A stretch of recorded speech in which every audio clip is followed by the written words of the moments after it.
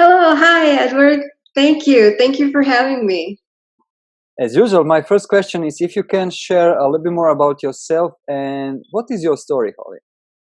Well, I'm from the Midwest. I'm from St. Louis, Missouri, right here in the United States. And I grew up in a pretty much middle class, maybe a little upper middle class home. And I've always had an affinity for like art and drama. And my parents said, no, you're not going to make a career out of that. So I went into journalism. And from there, I went into corporate America, sales and marketing.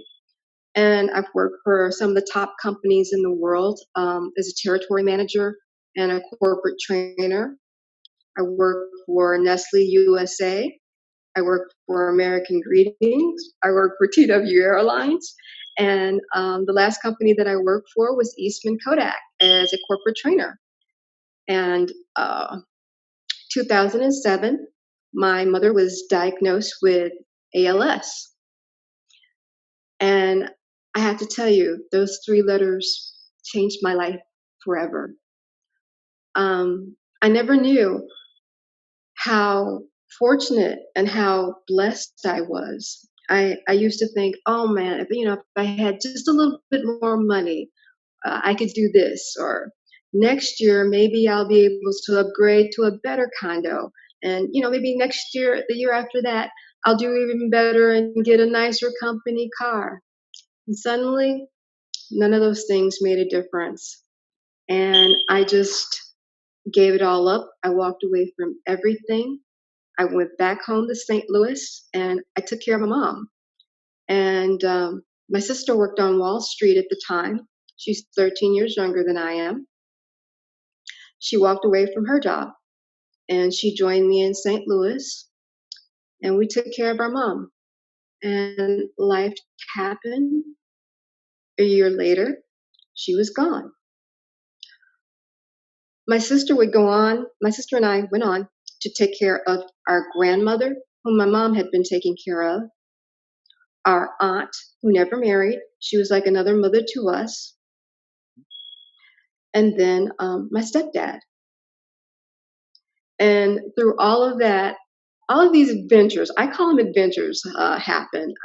We were, being from the Midwest, our home was hit by a tornado. More than once. It ended up collapsing. It was just a series of things. And I remember people saying, oh, wow, those poor girls, what else could happen? But I don't know. That last year with my mom, if she hadn't have been sick, my mom, my aunt, my sister, and I, she imparted a lot of wisdom to us. And what I figured out is that I'm exactly where I'm supposed to be in life. And I had to go through each thing that I went to have the strength to get to this place.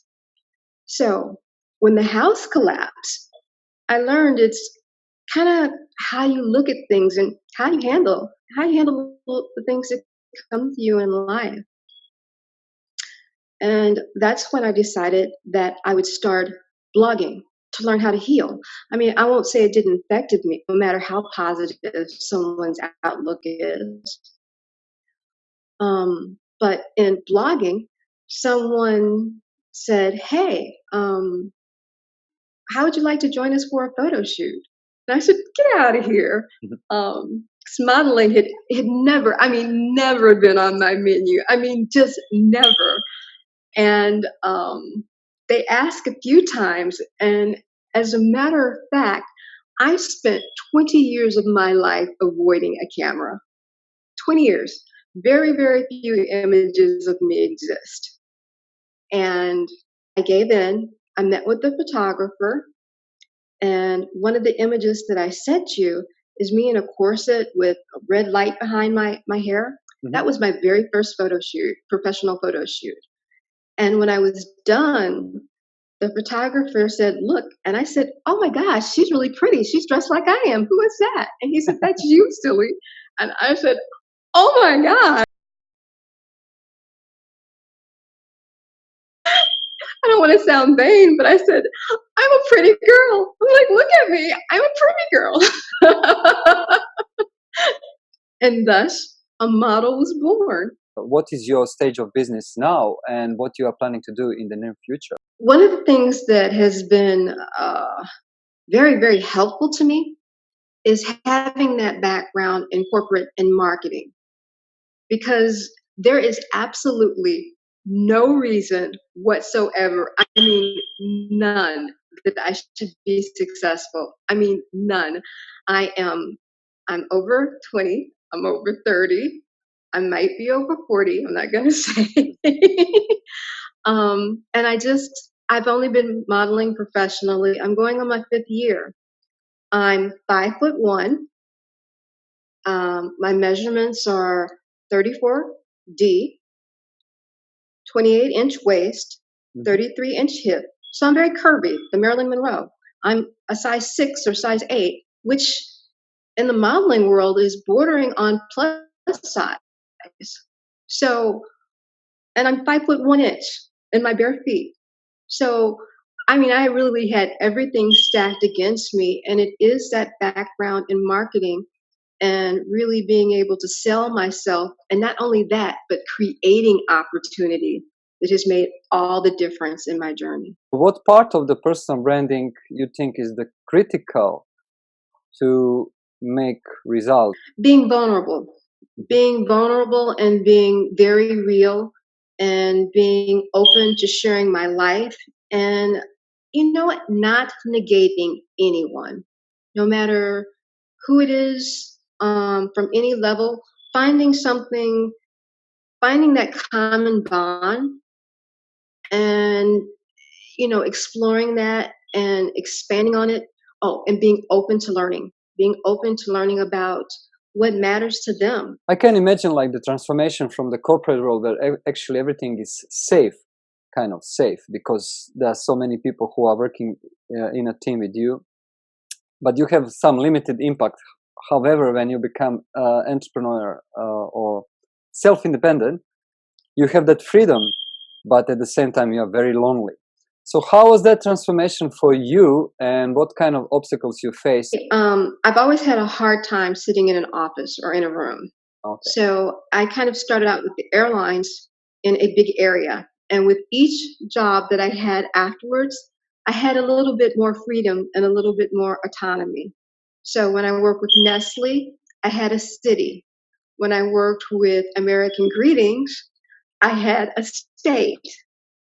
And when I went to Cliff's Notes, I had 4 or 5 states. And by the time I made it to American Ingredient, Kodak, I had the world. I spent 300 nights of the year on the road, and United States, Canada, Puerto Rico were my territories. So I was used to working out of the house and having just enough discipline to know that I couldn't spend all morning in my pajamas playing with my cat, no matter how much I wanted to. Who is your role model and why? Well, my mom has always been a big influence on my life. Set the bar so high that if I make it 3/4 of the way, I will have done something. And I also really, really admire Audrey Hepburn. And I think that's because my name, Holly, my mom named me after Holly Golightly. Her favorite movie was Breakfast at Tiffany's.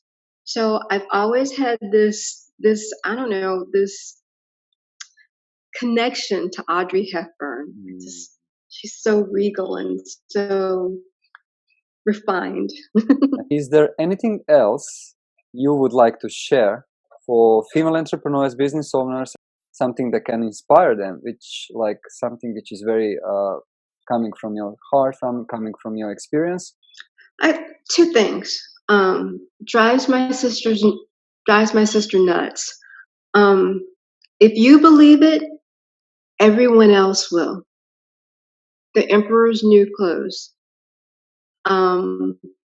If you believe it, everyone else will. So when I say I'm a model, people believe it. And I think in anything in life, first you have to believe it for it to happen.